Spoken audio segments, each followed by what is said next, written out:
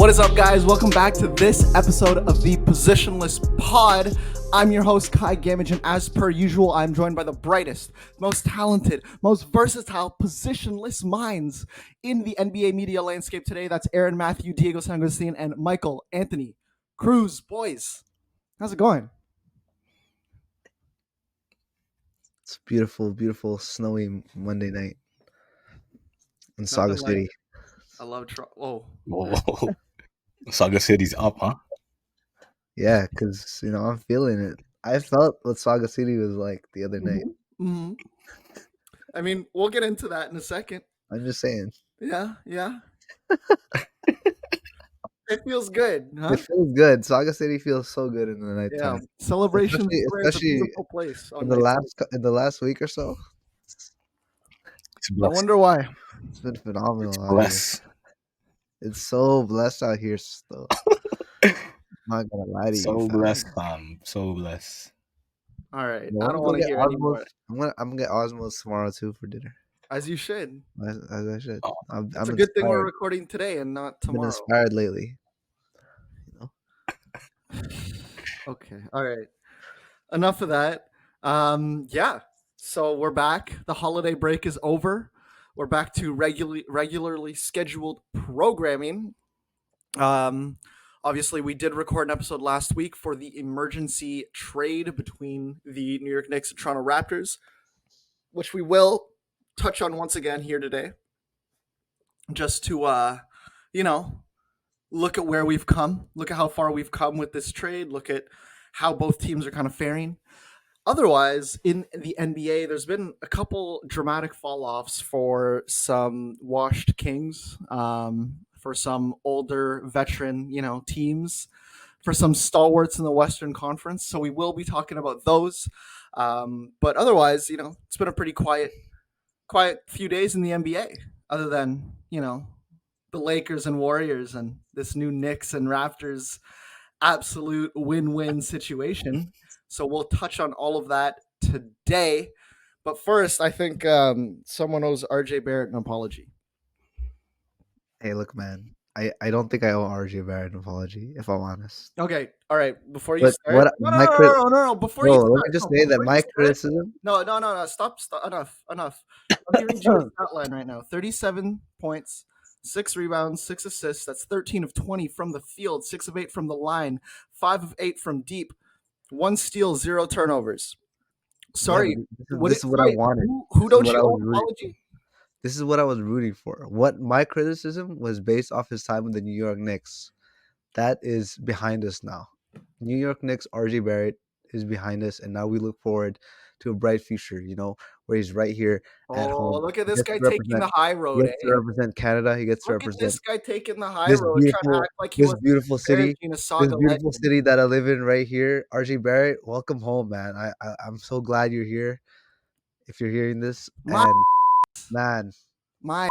new era in Toronto, new era for your career, bro. Apologize. Apologize. New York Knicks RJ. That was a thing of the past. We're not seeing New York Knicks RJ no more. Yo, right? This is crazy, man. Toronto RJ Barrett. This is Canadian RJ Barrett.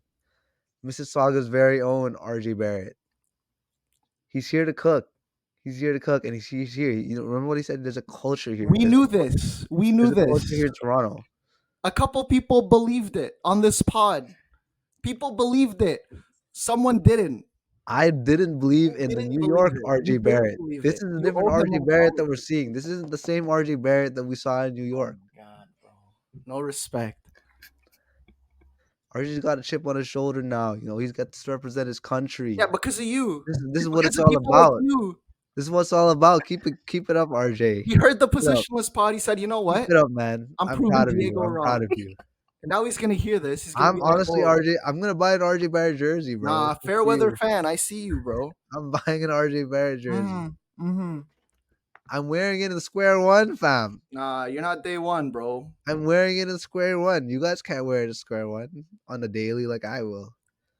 You guys aren't gonna go visit the 905, Neither will you, man. Let's be real here.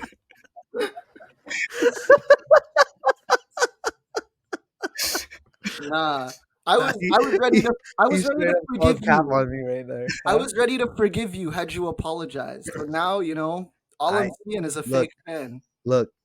I told you the No, criticism was based off New York RJ. I had every reason to call him out for how to bad he not was believe for how bad he was in New York. I didn't say I didn't believe. I never said I didn't believe.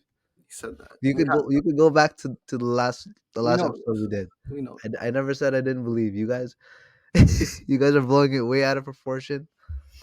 You know, this is I told you this is a new era for RJ. This is it. He look good or no?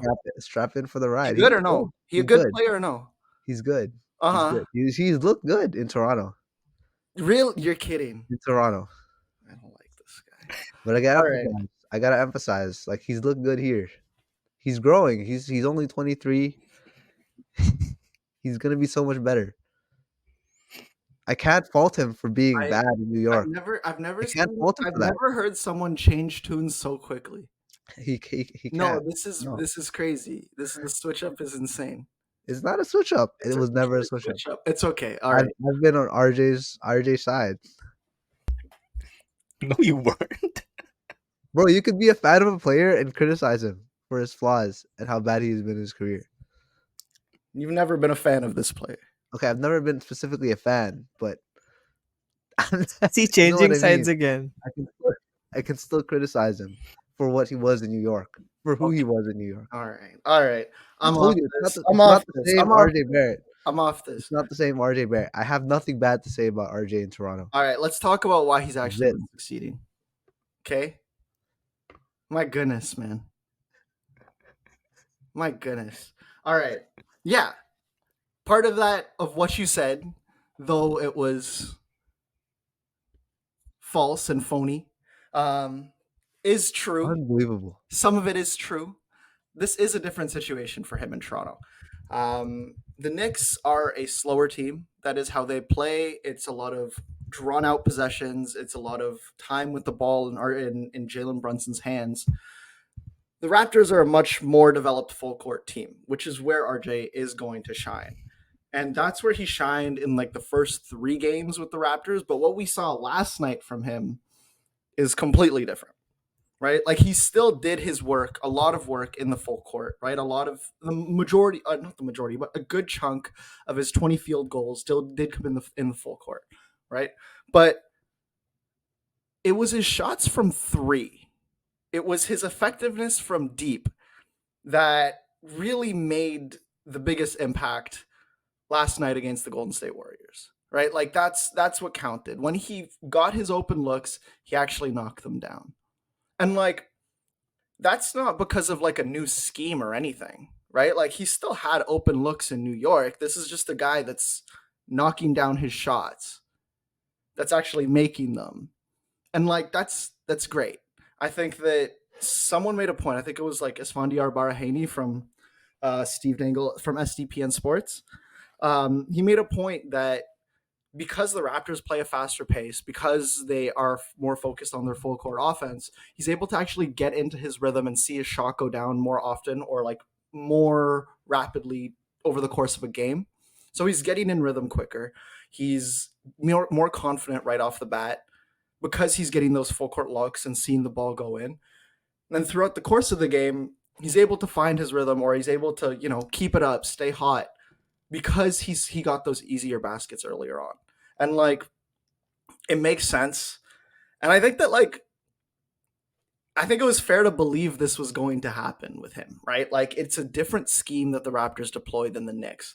It's one that probably makes more sense for a guy with the athletic capabilities that RJ has to best like maximize how he can be used, using his body, getting mismatches, like getting cuts. Like it just makes more sense for the scheme fit in Toronto. Like this is something that I think that we could have predicted. But yeah, I mean, the fit's been great. I mean, Quickley's obviously, I think, actually been the star of this deal, but the game last night from RJ just really sells it that this deal was a complete and utter win-win for both sides.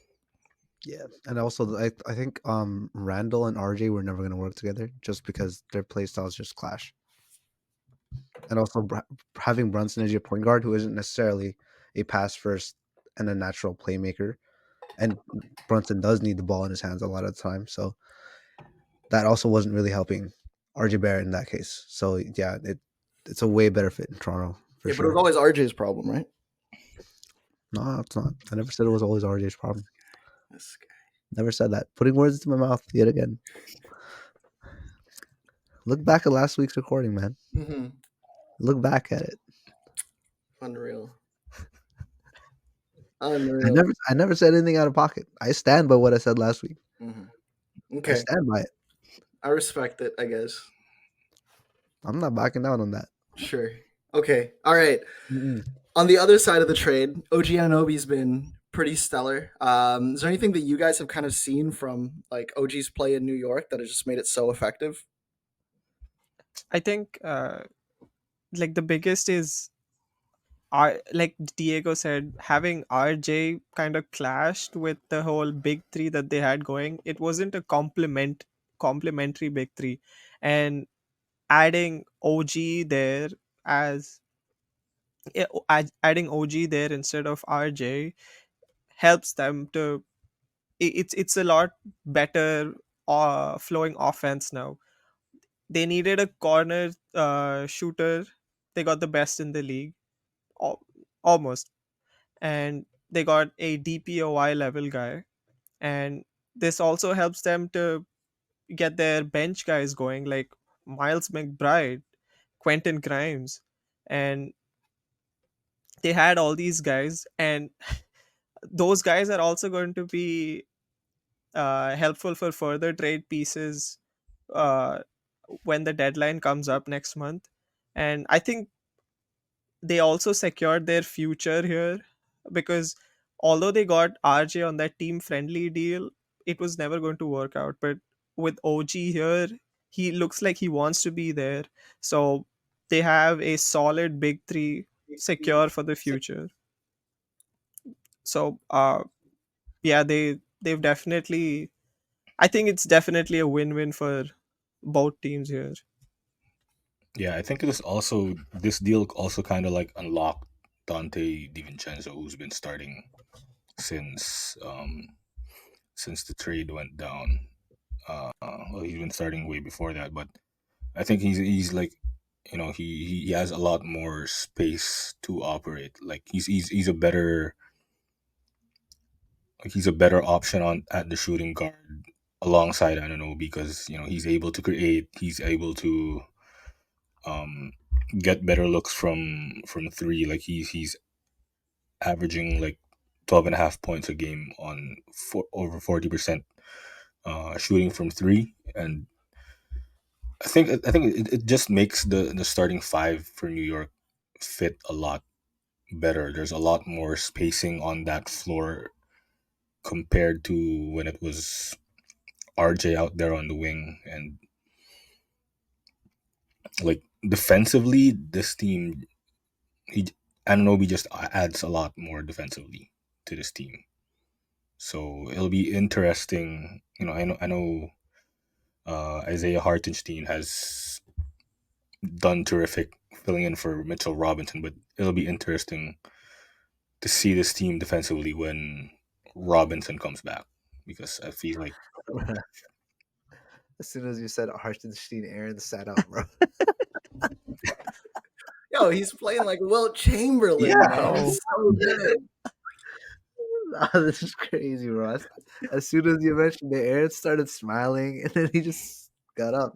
No, okay, keep All it. right, Aaron, go ahead. No, it's I'm so glad that Mike brought it up because uh he deserves his flowers, man. I think I was looking at this stat.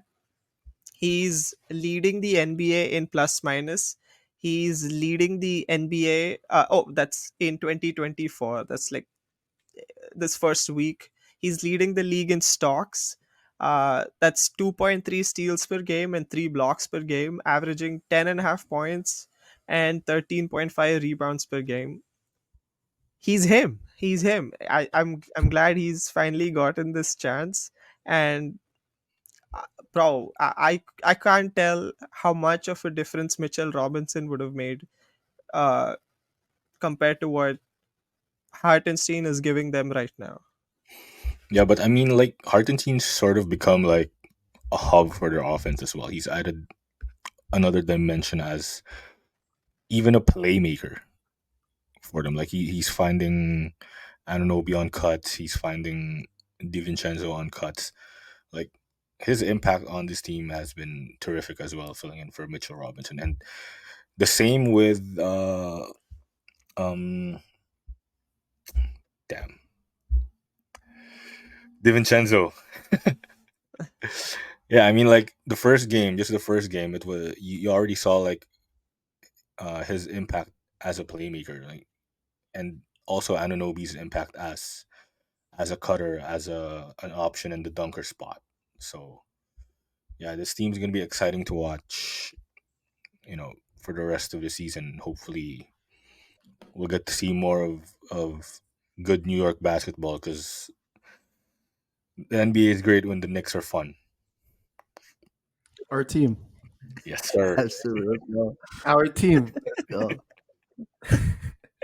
No, he's been unbelievable. I mean, like in the 4 games that OG has been on the Knicks, I think he's got like a plus 74 rating, which is just like, I'm sorry, how? I think that's the Uh, most, right, in the NBA, right, over that span. yeah, it's sickening, and obviously, like, look, it's a 4 game sample size. Like, let's not get crazy about it, but like, I mean, it's hard to say that like this is like last week we said that this team probably still isn't championship caliber, right? Yeah, Like it's not. Aaron disagreed, right? Aaron, you were like, "Oh no, I think it could," or like it could be like next year or Yeah, something like next that. year. I said next year. They just need to add more pieces next year Yeah. Yeah, or by the trade deadline. but I mean, like, I'm not gonna go back on that point after only seeing 4 games. You know what I mean? Like, I still think that there's still pieces that need to be added. There's still like a star power that they probably need, but it's clear that this team functions so much better with a guy like OG Anunoby because he's exactly what Tibbs has ever wanted, right? Like, they had him out there like fouling out in his first game as a Knick. He played like 20 minutes in his first half with the Knicks. Like, what more could Tom Thibodeau ask for from a player? Like, so far, his on court like his on court plus minus is plus 30.8. Like, it's mind boggling how good he's been for this team so far. Like, it's been exactly what they need, and obviously, like, I think that he's it's been massive. It's been massive, I think, for basketball as a whole, especially within New York. Because I've always thought that, like, Knicks fans might not be like the most analytically inclined group of people on the planet. No offense to Knicks fans. That's Uh, crazy. I'm looking at you. I'm looking at like Stephen A. That's Smith, crazy, bro. bro. I'm looking at like Stephen A. Smith, man. Like, you think that guy reads like advanced box scores? Me too, man. Me too. Me too. Me too. But Not like, the advanced box score watchers. do you think he's ever gone on like 538 or like cleaning the glass? Like, I doubt it. You know what I mean? I think I don't think he's done that. But when you get a guy like OG Anunoby, you have to learn to appreciate the things outside of the box score because so far he's only averaging like 12 points, 5.3 boards, 1.3 assists, 1.5 steals, and 0 blocks. Right? Like, his impact isn't there in the box score, but every single night he's guarding the number one guy. Every single night he's guarding 1 through 5. He's making an impact everywhere. When the shots are coming to him, like when he's getting that open look, he's taking them. And it's just like the impact is there everywhere but the box score. And it's clear how much better the Knicks have been. It's also clear how much better the Raptors have been. Really bad transition here, but that RJ game did come against the Golden State Warriors. No way, bro. Sorry, did anyone else want to say anything about the Knicks and Raptors, or are we good? No, I mean I just want to say something about like RJ. Okay, all right. Yeah, please. RJ? Please. Yeah, I mean like Please do. I don't wanna. For me, like I just want to see a little bit more. I mean it's been a terrific start for him in Toronto, Yeah. but you obviously want to see a little bit more. It's been 4 games. He's shooting like 53% from three. So we saw this earlier during the season. Actually, right? First 7 games of the season, he was shooting over 50%. We thought he had it down already. Like he's gonna be a knockdown shooter this year, but like before the trade went down, he was down to 33%. So we'd obviously like to see it more, but as you guys said, like there's a lot more movement in this Toronto offense. What I liked though was his, well, based on what I saw from last night's disaster class from the Golden State Warriors, what I liked from RJ was his decisiveness. Like, Mhm. He wasn't hesitant to pull from three, and when he wanted to drive, he was going to drive. Like you just saw his confidence growing throughout the game, and that's what you like to see from him because this Toronto offense I feel like is going to unlock a different dimension of his game. Obviously, Quickley adds another dimension over there, and you just have a lot of more playmakers on this team that could get him going. So yeah, that's what I saw from RJ. Also, Quickly and RJ play really well off each other. Yeah, That's another thing I've noticed. So shout out to them, man. Yeah. Built that bond in New York. Teaches them good slang too. Yeah. That's important. Puts them onto the spots like Osmos. Timmy's. come on. Hell yeah, brother.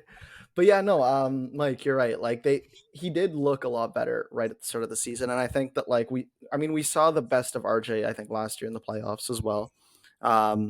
We saw the start of the season, like that's the RJ Barrett that like everyone was like, oh my god, is he taking a step? But then like he had a little injury, right? And as soon as that happened, we kind of it went back to the RJ that we saw before.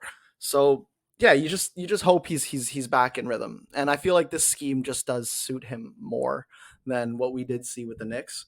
It feels like he's and yeah, like obviously it's a 4 game sample size. Like let's not dig too much into it, but this does make more sense for him as a fit, as a player. And yeah, I mean I'm excited for him. But because it does make more sense, that's why I feel like now there's more reason than ever to believe that he's actually growing and developing as a player. Yeah. Because yeah, we've thought that a few times before with New York when he had those good runs. But again, it just always he ends up going back down.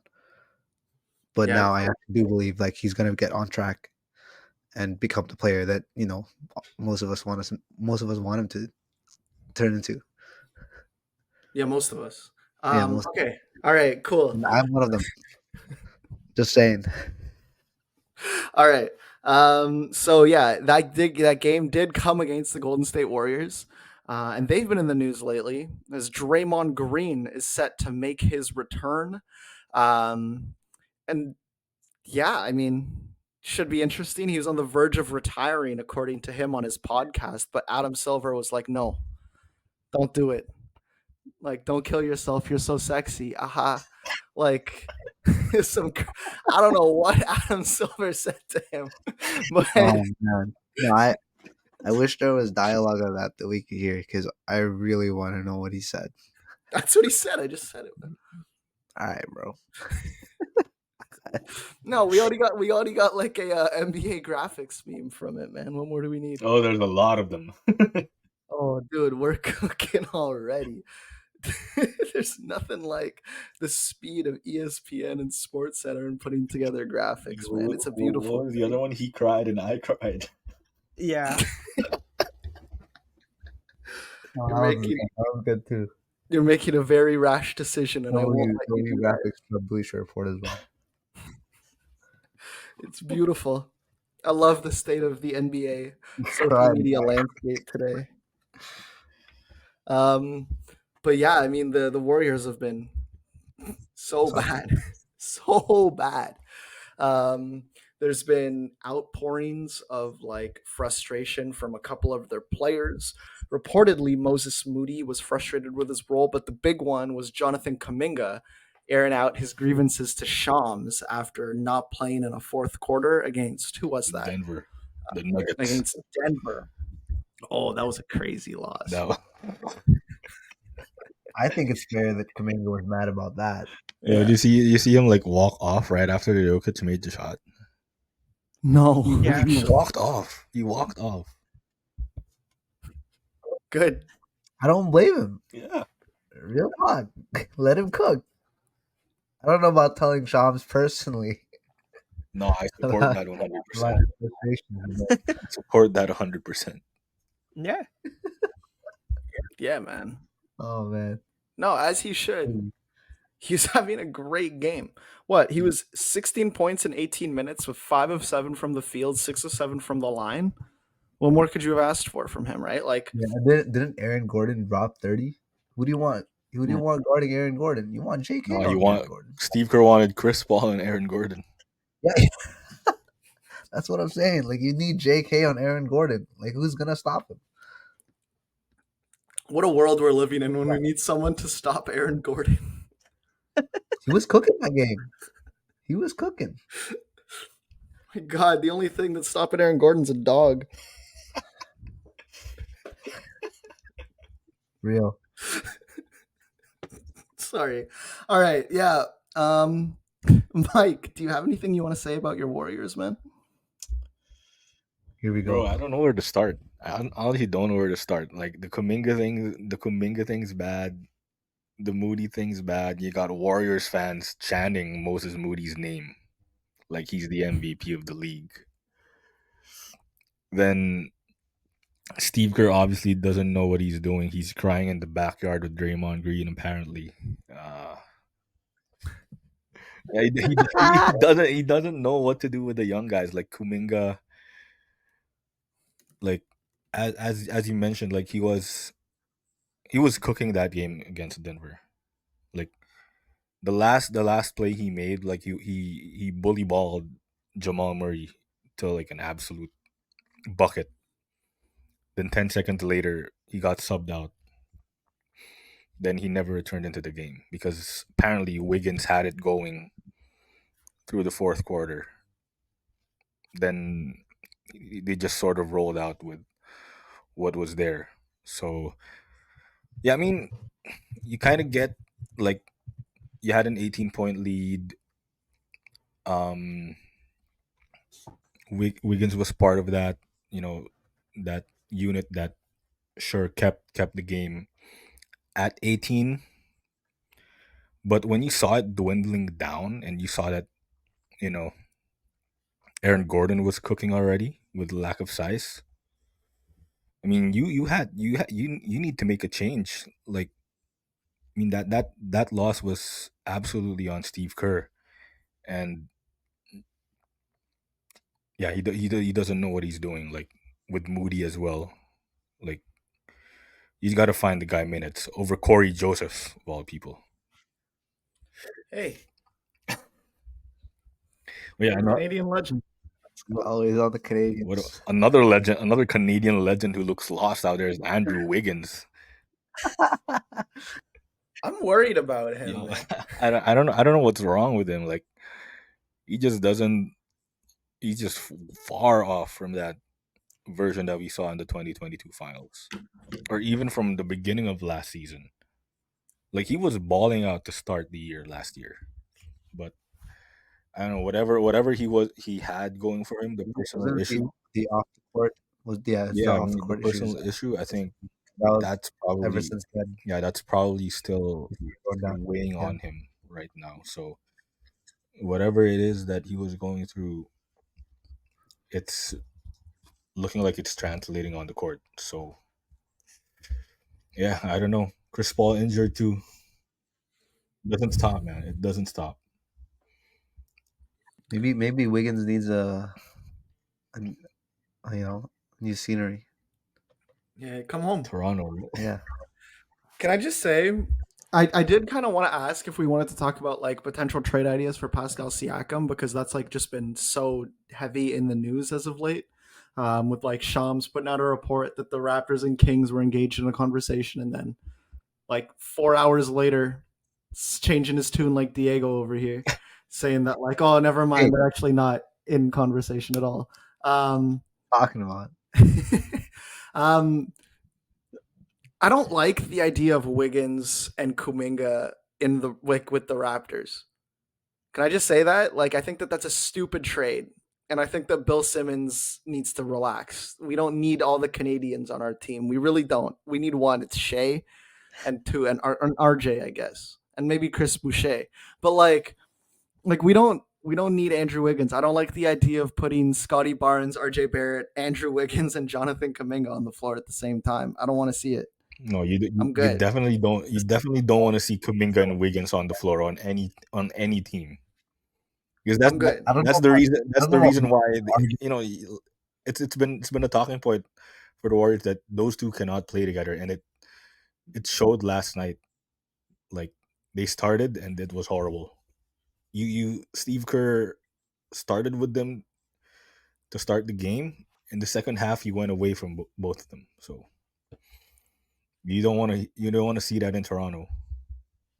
Yeah. I'm telling you What do you think needs to be done in Golden State though? Like, do you think a Pascal trade changes this? Like, how much does that really change this team? Like, is the problem kind of just rooted in Steve Kerr's choices with rotations and fully like not being willing to like move on from maybe a washed roster?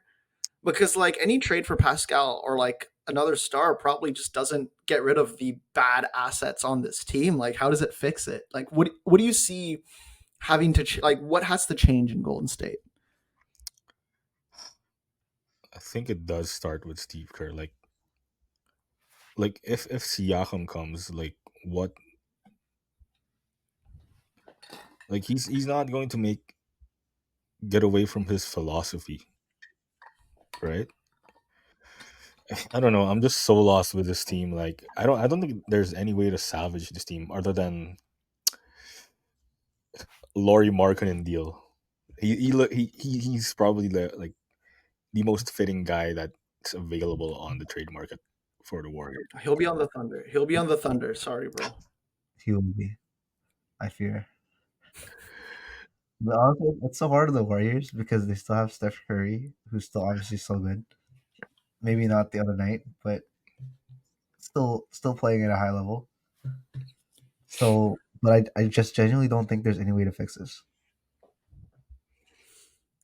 Like I mean, if you have Clay and Draymond, like still playing big roles on this team, I don't know. Part of it has to do with the rotation. Sometimes you see combinations of guys out there just doesn't make sense. Like, you ask why. Like, sometimes you see stuff with Corey Joseph and Podziemski out there. Like, why even? Or you see Chris Paul. I don't know, the Steph Chris Paul thing. It's great offensively, but defensively, that's just I mean, that. yeah, that's kind of what we expected. Yeah, it's a disaster. Yeah, and I guess it is exactly what we feared with Chris Paul, just turning out to be injured Yeah, for a while. and I don't know, to answer the question. Like, I don't think the Siakam deal solves a lot of things. Like, sure, he's a great number two scoring option. Like, that's what you want, and you want what you need from guys like Wiggins and Klay Thompson. They're not giving that to you. But there's still so many issues with this roster, and with just the way Coach Kerr is running the rotations. Like, I don't know if that solves it. Plus, you're giving up a lot of depth too. I mean, hey, maybe it does solve like some of Kerr's problems because he doesn't really know what to do with the depth. So yeah. But I mean, like it's weird because we've seen good stretches from guys like Trace Jackson Davis. We've seen Pods like play himself into like all rookie, probably second team this year. We've had like good stretches from Kuminga, from Moody, right? Like there is a foundation, Sarge too, man. huh? And Sarge. Sarge too. I've really liked Sarge. I mean, Yeah. I've kept him on my fantasy team this whole year. Like he's undroppable for me. I love this guy. But like there's a clear kind of foundational group that like they could use to either make trades to help Steph right now, or actually if they want to choose to like say screw it let's like kind of move into it, hopefully a new generation here, then like they have those guys. Like these are good players. They work. We've seen good bits from them. It's just that like Kerr is unwilling to actually pull the trigger and develop them and give them playtime, right? Like I saw someone rant about Jonathan Kuminga the other day, right? I think this is on TikTok. This kid, you pull him for the fourth quarter in that Denver Nuggets game. What does that do to someone's confidence, man? To a young kid who is playing well, who plays this aggressive style, who attacks, who's like really fierce. He's a fierce player. He's raw and he's not fully developed. But like, what does that do when you pull him like that, even though he's playing well? What happens is you get games like the next one against Detroit, where he only puts up like, I think 11 points in 30 something minutes. Like Yeah, played the most minutes too. like that's what's gonna happen. Like you're not gonna get the best guy night to night if you're pulling him on games that he's actually doing well. Like you're not giving him the chance to develop. You're not giving him the chance to get that confidence, to actually know how he's being used, to give him a real role on this team. It doesn't make sense that he's there if Kerr isn't gonna actually use him. And you're and like I'm glad he's given Pods the runtime that he deserves, right? Like maybe he's learning from these mistakes, but you've screwed up this thing with Kuminga. You've screwed it up. You're screwing up this thing with Moody, right? Like it's too late, bro. Like either figure out what direction you want to go with this roster and develop guys that need the developing, or like I don't know. It's jarring. Like why is Clay playing 34 minutes against the Pistons? Why is he taking 18 shots against the Pistons? Like sorry? Like, did you hear like what Moses Moody said recently? He's frustrated with his role in Golden Yeah, State, but he right? was asked like about getting back into the rotation with the Chris Paul injury. Like they've said, like he said, they've told me it's like out of my control. When it first happened, they said I've been doing all the right stuff, playing good, but circumstances, situations, things that I can't control. So I don't know that sounds bad Yeah. on the part of Golden State, because when what more do you have to do to like crack a rotation spot? Like Kirk can't control himself by not playing these vets. Yeah. And I'm sorry, it's really ugly to have like third year guys saying things like this. Yeah. Right? Like third year guys kind of asking out. Like that's really ugly on the organization. And it shows that their priorities are just in the wrong place with players like Klay Thompson and Draymond Green. Yeah. Yeah, Aaron, go ahead. Yeah, and like not just third year, these are lottery picks. That's your 7th overall pick. You put all your like drafting scouting efforts into these two guys. When you had 2 lottery picks, you chose them, and now like it's year 3 and they're unable to crack 20 minutes a game. uh, it was sad when Kuminga got that haircut. Everybody was clowning him for the hairline, but they also said, yeah, now he looks old enough that Steve Kerr will play him. And I know we discussed it on the group chat, but it was such a pathetic response by Steve Kerr when he was like, yeah, I struggled for minutes uh, throughout my entire career. Bro, you were just a role player. Nobody had any expectations coming from you. This is a lottery pick, 7th overall pick. One of the most athletic guys from his draft class. We've seen flashes and you've seen flashes, but you are actively hindering his development here. So that's the worst thing you want to hear from a coach, right? Like, as it is, you can see that he won't put you in the game, and then outside of the game, he's saying like that, which is completely demoralizing. So, uh, like, just to harp on the earlier Siakam bit, I don't think, like Mike said, there is nothing that's going to be solved with the Siakam trade. I think next year, if they stop this veteran brigade here, go on with these promising young guys, start with a fresh slate. You still have Steph, who whose prime just doesn't stop. You have that guy, and you have four promising guys. I think they can definitely have a better season next year, provided they actually have a roster overhaul and probably a coaching overhaul too. Yeah, I agree. It's ugly. It's a mess. Bob Myers was smart to dip when he did. Now he's with the Washington Commanders. Congrats to him. We're gonna take a quick break, but when we get back, we're also gonna talk about another team that kind of looks lost at sea right now, the Los Angeles Lakers. Lakers. See you guys in a sec.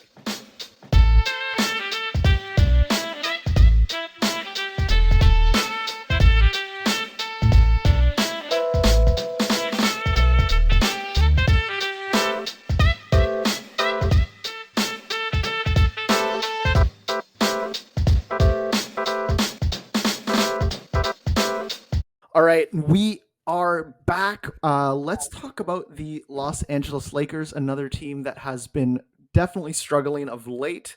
And I mean, as it usually goes with the Lakers and LeBron James, have found their name pop up in the news pretty frequently.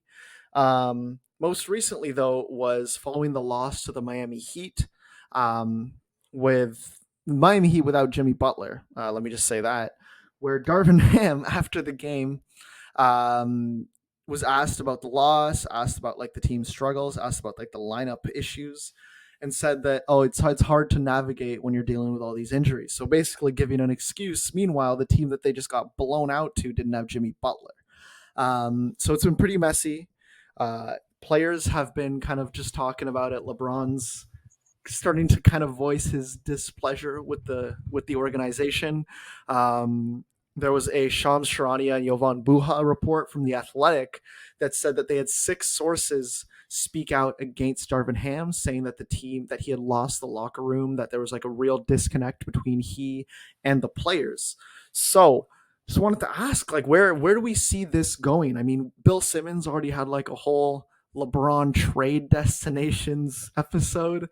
We won't go that route, but where do we kind of see this going for the Lakers? And was Darvin Ham's death warrant signed the second that he put pen to paper on joining the Los Angeles Lakers?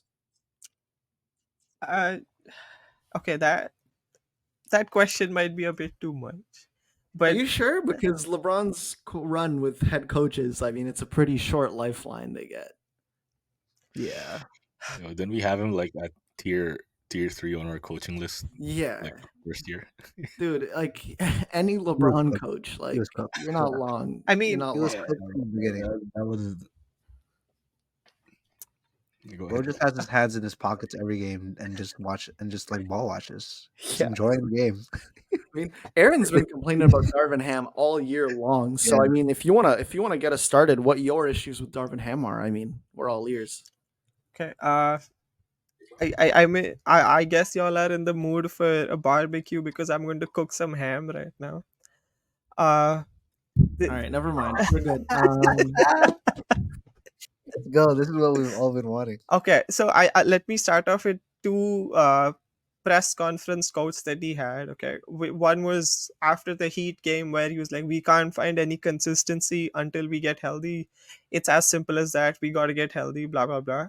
And that was the game where there was no D'Lo, no Rui, no Gabe Vincent, but the Heat were also without Jimmy Butler. Then to top it off, he after the Grizzlies game, he said, "It seems to be the pattern, people stepping up their game when they come into our building." This is what you read on Twitter. This is not what NBA head coaches say after your team stinks it up in the fourth quarter, gets outscored by almost 20 and loses a game. And also, the reason why people step it up against the Lakers is because they allow them. The Lakers are the worst in the league when it comes to giving wide open shots to their opponents. They rank dead last in both 2 points and 3 points. That is 22.6 3-point attempts per game, wide open, and teams shoot 41% on those attempts. There's a reason why those teams keep going off, because your defensive scheme is awful.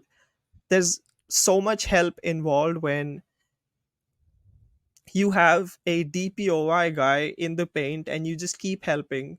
And you keep letting teams get open threes when dribble penetration gets those guys to come at AD, come at the best interior defender. But no, there is no scheme to support the talents that the roster has.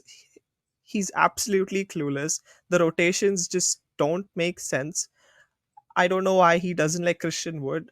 I get that Christian Wood has been disappointing as a backup big, but when he's been with LeBron and AD in the lineup, he's actually been good. The Lakers often get bodied, out rebounded, and Christian Wood solves those problems, but he still doesn't see the court. The he's There have been 13 games where Christian Wood has played less than 15 minutes. That includes DNPs. They have won 4 of those 13 games. He he provides something that the Lakers need out there, but I guess Darvin Ham is the only guy who doesn't see it. And why does he still have a job? It's because of his friendship with Jeannie Buss. That's what he said in his recent interview, that uh, he knows he has the trust of the owner, Jeannie Buss. This is the same person who I know 2009 is a while ago, but she literally tweeted, met Johnny Flynn of Minnesota Timberwolves before game. If I had number one pick, I would draft him. He is a cutie. How are we supposed to take this owner seriously if forget those tweets, like this Darvin Ham friendship, relationship, whatever there is? How are the Lakers supposed to be a serious team like this? You have LeBron and AD have 30 points night in, night out, and they still can't win a damn game. They were uh they were a, fade away, Kobe-esque fade away from Norman Powell, sinking in. That it was that close for them to lose another game. Okay, that would have gone to OT, sure, but again, it was close. The one game that they win, they don't look convincing. Uh, it's tiring. There needs to be change, and it definitely has to start with Darvin Ham.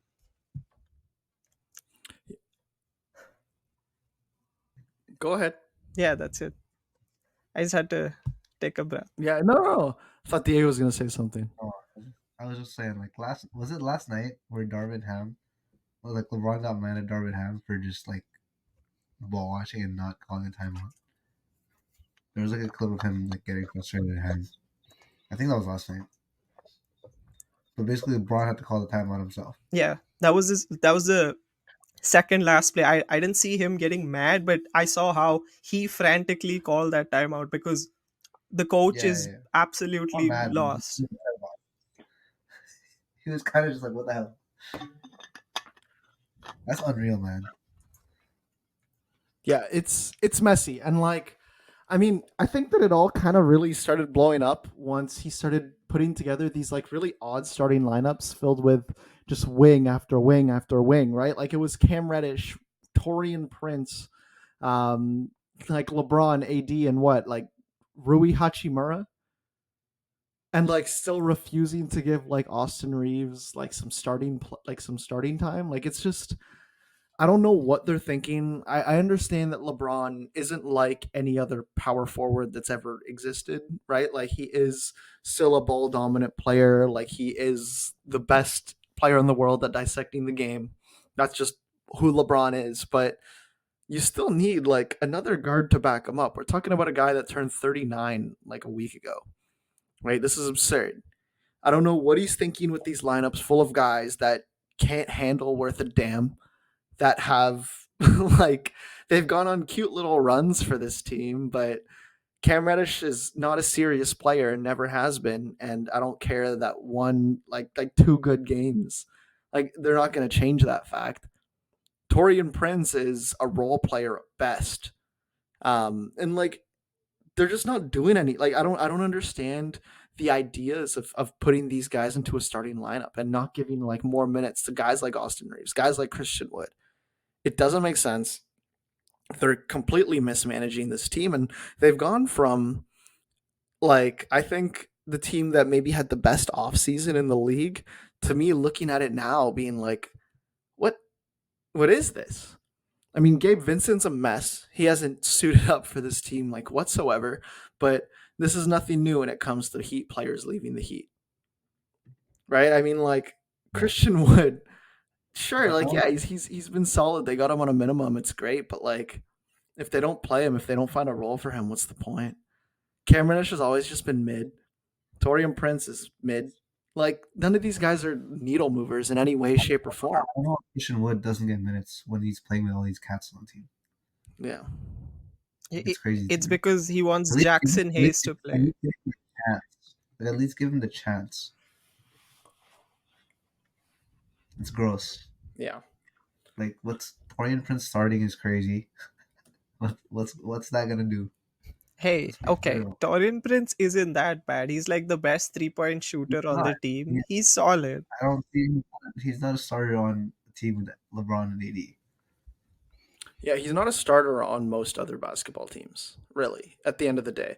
Cam Reddish is not a starter on a Wasn't you said like he was a starter on he wasn't even a starter on the Timberwolves.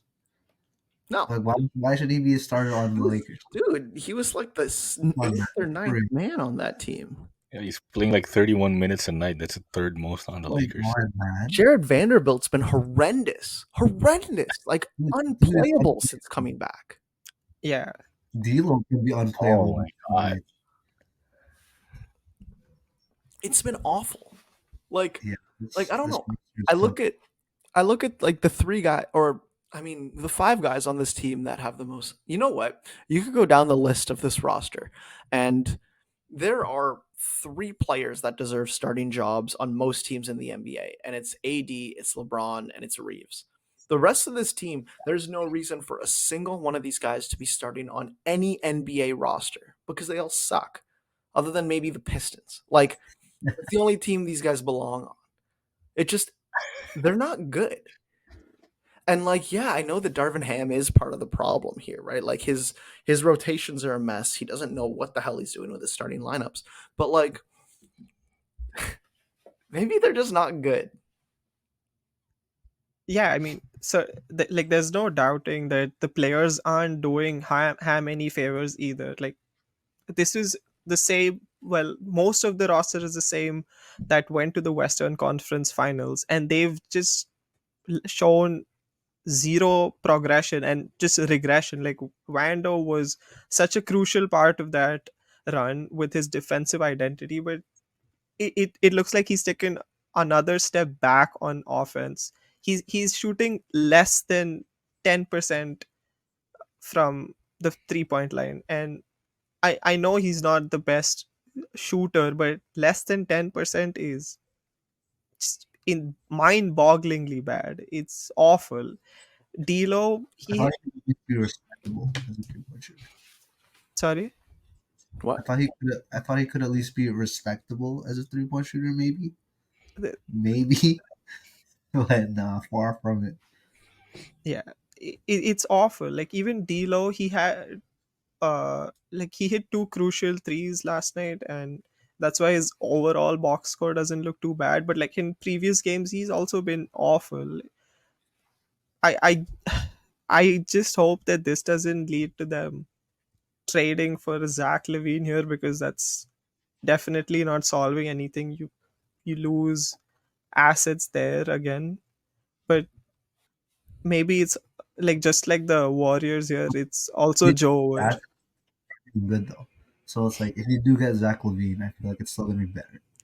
Yeah, I don't see any other way out. Like if you at least as long as you keep Reeves, Yeah. Yeah. you keep the 3 guys. Anyone else can go. Like Real talk. And they'll be better with Zach LaVine. Yeah, it's a good big four. And like you've still got like what? Like it would probably be around Hachimura and D'Lo. You still got Cam Reddish, you know? You'll still have You still have Torian Prince. you'll still have Torian Prince and Oh, Gabe Vincent. man. yeah, didn't Colin Castleton get some run last night or something Yeah, like that? 3 minutes. Yeah, still have him. So I mean, Max Christie. yeah, no. I honestly do kind of like I've been really like polarized by this Zach LaVine deal. There was the first time that I kind of saw it that I thought, or like that it was mentioned that I was just like, this, like the Lakers do make sense here, right? Like give them another scorer, give them a guy that can actually like work off ball or on ball if LeBron just wants a couple minutes off, like off. Um, like it alleviates a lot of the load from LeBron. He's a good catch and shoot player.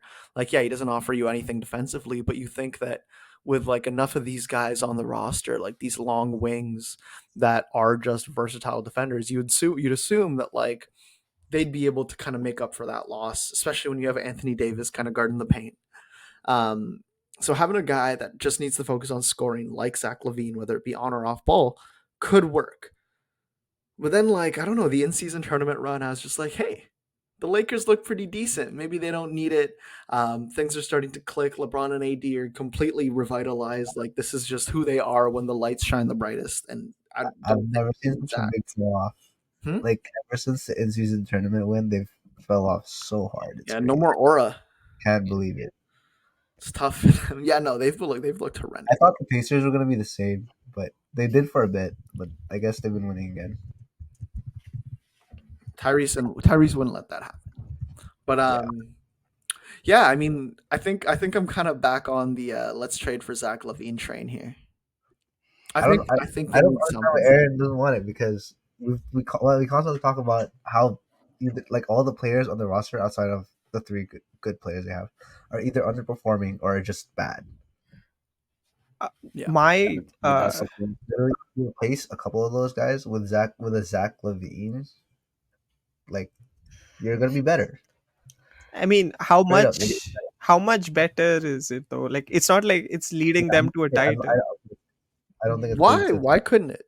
I mean, look, you still have LeBron and Anthony Davis, and we saw what they can do. There's better NBA teams right now. Yeah, I mean, Zach LaVine's third offense is not bad. It's a lot better than what they have right now. Yeah.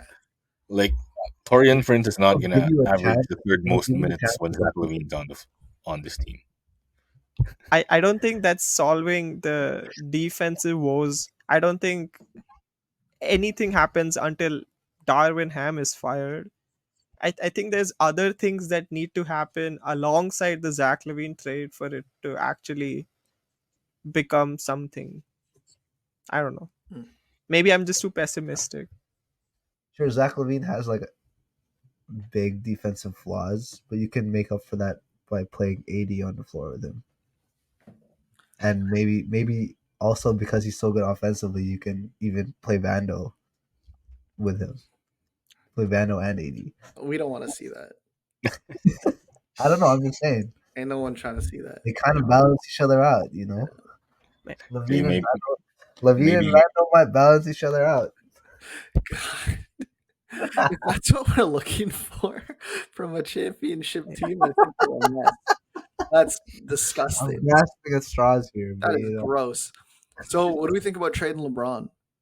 Yo, I was gonna say maybe Bill Simmons was right. Yeah. What do we think about it? Bill Simmons was on something.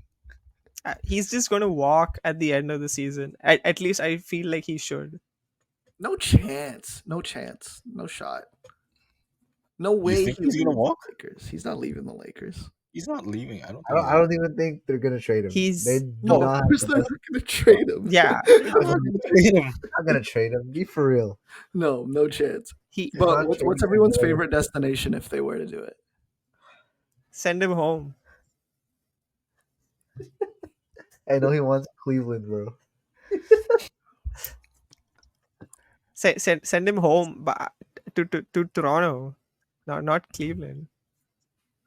Nah, you're spitting. What's he gonna do in Toronto? Win. 6'9" wings, right? Who can handle the ball? Yeah. The best ever. Can you imagine LeBron and RJ Oh running yeah, the floor together? that's something. It'd be beautiful. That's a true basketball fan's dream, man. Yeah. All right, Diego, dream team for LeBron. Damn, that's hard. I'm not gonna lie. Just say it, bro. Send him back to Miami. Send Okay. him back to Miami. Playing Bro, with Jimmy Butler and Bam. You're like Bill Come Simmons on, straight. bro. Oh, that's a good one. Come on, It bro. was Lowry? Hero. It was Hero, right? It was Bro, awful. he had Lowry, Duncan Robinson, and throw in that Jovic. Come on, bro. Jovic. You can throw in that Jovic guy. Let's see it. Yeah, it's gotta be Miami, bro. Oh man, I want to see this. All right, Mike. What about you? You really want to ask me? If you say it, I'm with you. I mean, You say it, I'm with you. It's time to see LeBron James and Stephen Curry on the same No, team. I'm with you. I'm with you. It's about I'm damn not with I'm time. with you. Jonathan Kuminga, you will look good in purple and gold. I'm listening. I like what you're saying. Moses I Moody, want to see it. Ah, you that's will be blessed in Tinseltown.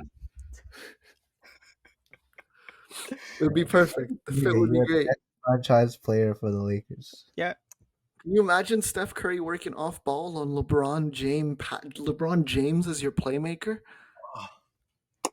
Man, Beautiful. Disgusting. That's Play- I'm play- with you. Bro. I'm with you. and then LeBron passes the corner three to Clay, and then he bricks it, and they lose. Bang. Bang. Send Clay to LA. What a free to cut the lead to 27. Oh my god. Nah, bro, Draymond, Steph, and LeBron on the same team. That's vicious. No, I don't think Draymond's going to be able to play, bro. He's just going to be salivating the entire 48 minutes. No, dude, he's gonna play the hardest he ever has in his life. Oh, yeah, hardest for sure. Yeah. all right, Hey, all right. We're cutting here. We're done. We're out. We're gone. That's it. yeah, That's the end of please the cut that, podcast. Mike, please. We're done. We're done here. I've heard enough. Thanks very much. In all seriousness, yeah, that is it. We are done. Yeah. Anything else you guys wanted to say? Wait, what's your favorite destination? Golden State, bro. Oh, pick a different one. No, that's what I was gonna go with. You were not gonna go with Golden State. Be serious. I was. You're not I fooling actually anyone. was. I actually was. it's time to see it, bro. It's time to fooling see it. anyone, I bro. promise It's you I not was. the No, I don't blame you. I don't blame you. Dude, I want to see Steph and LeBron. Yeah. Same. I don't. Yeah. If I had another dream, like, I don't know, Denver, could be fun. I don't know. Like, I saw that one lob in the All-Star game from Jokic to LeBron, and I was like, that's pretty cool. Yeah, what That's about, pretty cool. I could get used to that. That's the one.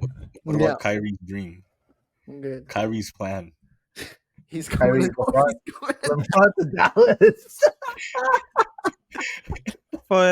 For Grant Williams, What the Tim fuck, Hardaway bro? Jr., and Is Dante Exum part Exum. of that? Hey, hey, Yes. Dante Exum wants to stay. Yeesh. All right. That's it. We're good. Anything else we wanted to say? Mavericks look good. Said enough. They're mid. Mavericks look good. They're mid. Kyrie. 55 Kyrie wins. back. Okay. Kyrie All right. back there. I'm turning you off your mic.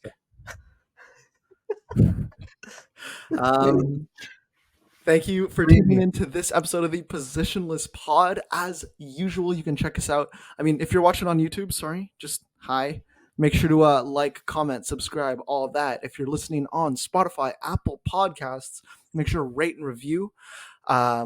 Make sure to check us out, at the Kickout on all social media platforms. Make sure to check out our personal accounts too on Twitter and Instagram, all that fun stuff.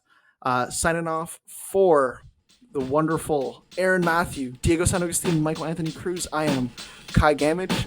Thanks for tuning in. It's been a slice.